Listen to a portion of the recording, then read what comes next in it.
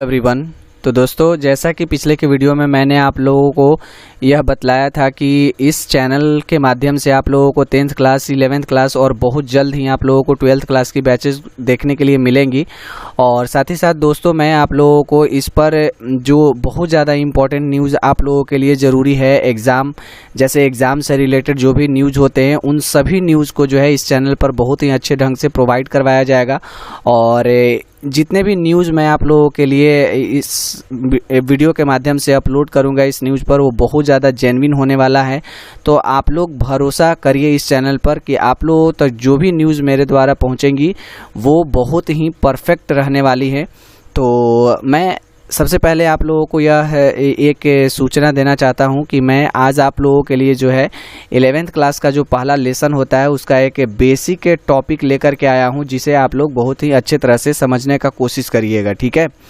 तो सबसे पहले मैं आप लोगों को बता देता हूं कि 11th क्लास का सिलेबस जो होता है बहुत ज़्यादा लॉन्ग होता है, जिसको एकदम लाइन बाय लाइन समझा पाना थोड़ा सा मुश्किल है। इसलिए जितने भी चैप्टर मैं आप लोगों को पढ़ाऊंगा उससे रिलेटेड जो टॉपिक होंगे वो मैं आप लोगों को बताते चलूँगा, ठीक है।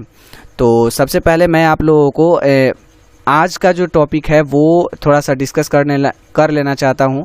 आज का हमारा जो टॉपिक रहने वाला है वो सेट थ्योरी के बारे में रहने वाला है। यानी हम लोग सबसे पहले समझने वाले हैं सेट के बारे में, ठीक है। सेट यानी जिसको हम लोग क्या बोलते हैं, समुच्चय बोलते हैं। और एक बात और दोस्तों, मैं आप सभी लोगों को यह बतला देना चाहता हूं कि जो मैं वीडियो बनाने वाला हूं वो वीडियो एनसीईआरटी के बुक से जो बच्चे तैयारी करते हैं वो भी इस वीडियो को अच्छे तरह से देख करके समझ सकते हैं। और सीबीएसई बोर्ड से जो भी विद्यार्थी हैं वो भी अगर इस वीडियो को ध्यान से देखते हैं तो उनको भी सारी चीज़ अच्छे तरह से समझ में आने वाला है। क्योंकि जहाँ तक मेरा मानना है कि एनसीईआरटी का जो मैथ का सिलेबस है और सीबीएसई बोर्ड के जो मैथ का सिलेबस होता है लगभग मिलता जुलता है, ठीक है। तो आप लोग जो भी मैं यहाँ पर आप लोगों को पढ़ाने वाला हूँ उसको अच्छे तरह से आप सभी लोग देखिए और समझने का कोशिश करिए। अगर समझ में ना आए तो आप इसे दोबारा प्ले करके देखिए। आप लोगों को ज़रूर ये वीडियो में जो भी थ्योरी कॉन्सेप्ट बताया जाएगा वो अच्छे तरह से आप लोगों को समझ में आने वाला है, ठीक है। तो दोस्तों चलिए शुरू करते हैं आज का वीडियो और समझते हैं सबसे पहले सेट के बारे में, ठीक है। सेट के बारे में सबसे पहले मैं आप लोगों को यह बता देना चाहता हूं कि सेट जो होता है उसे हम लोग हिंदी में समुच्चय के नाम से जानते हैं। सेट के बारे में ऐसा बोला जाता है दोस्तों कि सेट जो होता है सुपरिभाषित अवयवों के संग्रह को हम लोग क्या कहते हैं, सेट या समुच्चय कहते हैं। अर्थात set is a collection of well defined objects, ठीक है। अब इसमें दोस्तों मैं आप लोगों को यहाँ पर समझाने का यह कोशिश करता हूँ कि सेट जो होता है सेट के बारे में मैंने तो ऐसा कह दिया कि सुपरिभाषित अवयवों के संग्रह को हम लोग सेट कहते हैं। तो इसमें देखिए सबसे पहले आप लोगों को समझना जरूरी है कि संग्रह क्या होता है, ठीक है। संग्रह के बारे में आप सभी लोग जानते हैं, संग्रह को हम लोग बोलते हैं कलेक्शन, COLLECTIONS, कलेक्शंस, ठीक है। अब इसमें देखिए सबसे पहले मैं आप लोगों को यह बताता हूं, जैसे मान लेते हैं कि आपके पास ढेर सारा पेन है, ठीक है, तो उसे हम लोग क्या बोलेंगे, पेन का कलेक्शन बोलेंगे। अगर आपके पास बहुत सारे बुक हैं, ठीक है, तो उसे हम लोग क्या बोलेंगे, बुक का कलेक्शन बोलेंगे, ठीक है।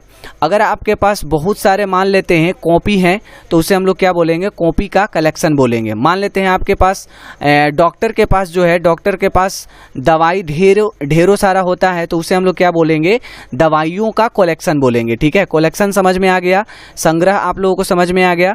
तो चलिए आगे मैं आप लोगों को बताता हूं कि सुपरिभाषित का मतलब क्या चीज होता है। सुपरिभाषित, ठीक है, सुपरिभाषित का मतलब क्या होता है, सबसे पहले मैं आप लोगों को उसको समझा देता हूं, ठीक है। सुपरिभाषित का मतलब दोस्तों देखिए होता है, इसे हम लोग इंग्लिश में वेल डिफाइंड कह सकते हैं। सुपरिभाषित का मतलब होता है, जैसे मैं आप लोगों को एक एग्जाम्पल के थ्रू समझाने का कोशिश करता हूं। जैसे मैंने किसी विद्यार्थी से यह क्वेश्चन पूछा कि आप जो है हमें, ठीक है, आप हमें मान लेते हैं, आप हमें पाँच खिलाड़ियों का, 5 प्रसिद्ध खिलाड़ियों का नाम बताइए, ठीक है। तो 5 प्रसिद्ध खिलाड़ियों का अगर नाम किसी विद्यार्थी से पूछा गया तो सबसे पहले उन्होंने विराट का नाम लिया कि विराट कोहली हो जाएगा। इसके बाद मान लेते हैं कि रोहित शर्मा का नाम ले लिया कि रोहित शर्मा हो जाएंगे। इसके बाद उन्होंने नाम लिया, धोनी का नाम ले लिया कि धोनी हो जाएंगे, ठीक है। प्रसिद्ध खिलाड़ियों का नाम एक विद्यार्थी ने इस तरह से बताया हम लोगों को, ठीक है। अगर मान लेते हैं कि हमने दूसरे विद्यार्थी से यही सवाल पूछा कि आप 5 प्रसिद्ध खिलाड़ियों का नाम बताइए या 3 प्रसिद्ध खिलाड़ियों का नाम बताइए, तो वो विद्यार्थी क्या हमें बताता है कि एक युवराज सिंह को ले लीजिए, ठीक है, युवराज सिंह को ले लीजिए। दूसरा मान लीजिए, दूसरा उसने बोला कि एक धोनी को ले लेते हैं, और एक मान लेते हैं रैना को ले लेते हैं, ठीक है, रैना को ले लेते हैं। तो इसमें दोस्तों देखिए, दोनों व्यक्तियों से जो सवाल पूछा गया है, उन व्यक्तियों का सवाल जो है, सवाल का जो आंसर आया वो दोनों अलग अलग आया है, ठीक है, दोनों का दोनों जो है वो अलग अलग आया है। तो हम लोग इसे वेल डिफाइन नहीं कह सकते हैं, यानी सुपरिभाषित नहीं कह सकते हैं। सुपरिभाषित का मतलब होता है चाहे आप कितने भी व्यक्ति से पूछ ले, कितने ही स्टूडेंट से पूछ ले, उसका जवाब एक ही रहता हो। जैसे अगर मैं आप लोगों से पूछूं कि आप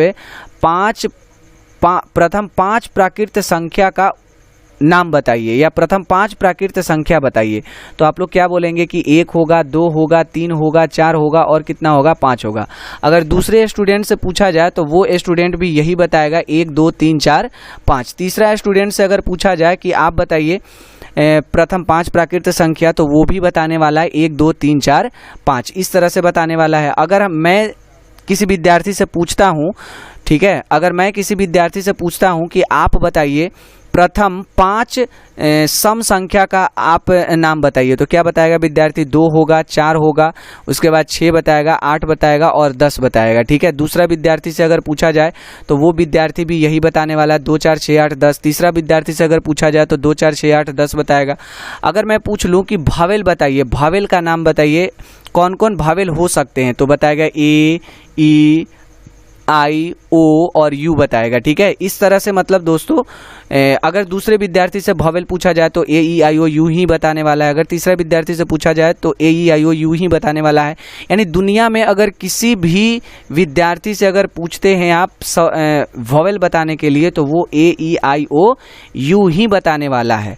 अर्थात अगर किसी भी विद्यार्थी से भावेल के बारे में पूछते हैं तो उसका जवाब एक ही रहने वाला है, ए, ई, आई, ओ, यू। किसी भी विद्यार्थी से अगर प्रथम 5 सम संख्या पूछते हैं तो उसका जवाब 2 4 6 8 10 ही रहने वाला है। किसी भी विद्यार्थी से अगर प्रथम 5 प्राकृत संख्या पूछते हैं तो उसका जवाब भी एक ही रहने वाला है, 1 2 3 4 5, ठीक है।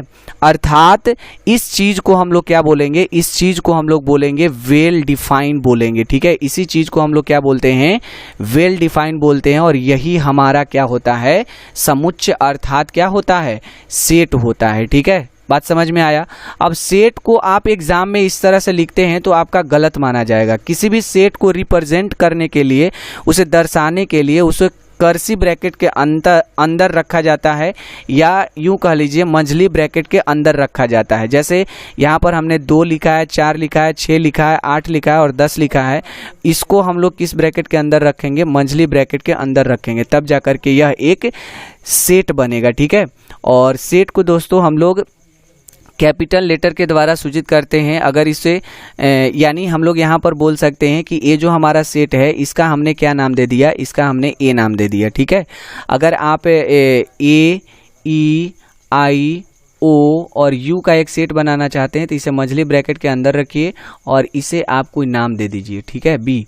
तो यहाँ से दोस्तों मैं आप लोगों को एक बात बताना चाहता हूँ कि किसी भी सेट को रिप्रेजेंट करने के लिए या दर्शाने के लिए हम लोग capital letter A, B, C, D इस तरह से जो है इसको हम लोग दर्शाते हैं, ठीक है, रिप्रेजेंट करने के लिए। और इसके अवयव को दर्शाने के लिए अवयव को दर्शाने के लिए प्रायः हम लोग स्मॉल ए, बी, सी, डी इत्यादि का उपयोग करते हैं। ए, बी, सी, डी के जगह पर कोई भी अंक, लेटर, अक्षर हो सकता है, उसके द्वारा हम लोग इसके अवयव को रिप्रेजेंट करते हैं, ठीक है। यहाँ पर ध्यान दीजिएगा, इसमें जो भी ब्रैकेट के अंदर जो भी टर्म्स लिखा हुआ है इसको आप लोग हिंदी में अवयव कह सकते हैं, या इसको आप लोग एलिमेंट कह सकते हैं, एलिमेंट्स कह सकते हैं आप इसको, या बोल सकते हैं इसको मेंबर बोल सकते हैं, ठीक है। इसको क्या बोला जा सकता है, मेंबर बोला जा सकता है। बात समझ में आया। मतलब इस चीज़ को हम लोग इस तरह से बोल सकते हैं। ठीक है, बात समझ में आया। अब चलिए यहाँ पर एक दो चीज़ और आप लोगों को समझना जरूरी है। जैसे कहीं कहीं संकेत के रूप में इस तरह से एक चिन्ह का प्रयोग किया जाता है जिसे हम लोग बिलोंग्स टू पढ़ते हैं। इसको क्या पढ़ा जाता है?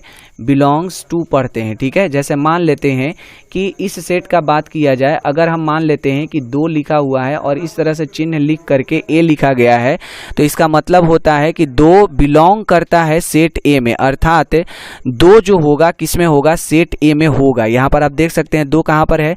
सेट ए में है। अगर मैं लिख देता हूँ कि 4 बिलोंग्स टू ए, इसका मतलब कि 4 बिलोंग करता है ए में। आप देख सकते हैं कि 4 जो है ए सेट ए में है या नहीं है? तो सेट ए में है।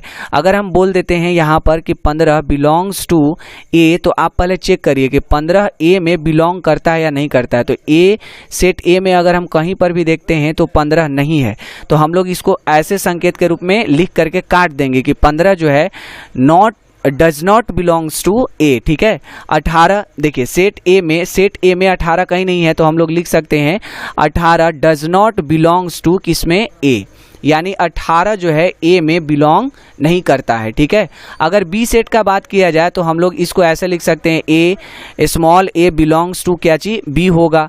ठीक है, सेट बी होगा, यानी ए जो है किस में बिलोंग करता है? सेट बी में बिलोंग करता है। ठीक है, अगर मान लेते हैं कि यहाँ पर डी मैं लिख देता हूँ और बिलोंग्स टू बी लिख देता हूँ, तो आप पहले चेक करिए कि डी बिलोंग्स टू बी है या नहीं है, मतलब कि डी जो है बी में बिलोंग करता है कि नहीं करता है। तो आप लोग इसमें देखेंगे क्या, इसमें कहीं पर भी डी का प्रयोग नहीं किया गया है, अर्थात डी जो है डज नॉट बिलोंग्स टू क्या होगा?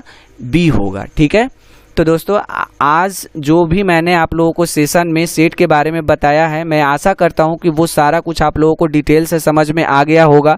अगर समझ में नहीं आया है तो आप इस वीडियो को दोबारा से प्ले करके देख लीजिए। एक बात और दोस्तों, आज हमारे पास थोड़ा सा समय का अभाव है, इसलिए वीडियो थोड़ी सी शॉर्ट बनी है। ठीक है, तो कल से आप लोगों को रेगुलर बेसिस पर वीडियो जो है 11th क्लास का आप लोगों को मिलेगा, 10th क्लास का मिलेगा और 12th क्लास का जल्द ही आप लोगों को वीडियो देखने के लिए मिलेगा। तो आज के लिए दोस्तों बस इतना ही रहने देते हैं। मिलते हैं फिर अगली वीडियो में एक नए टॉपिक के साथ, जिसमें हम लोग बहुत ही अच्छे तरह के क्वेश्चन को अच्छे तरह से समझने वाले हैं। तो जय हिंद दोस्तों।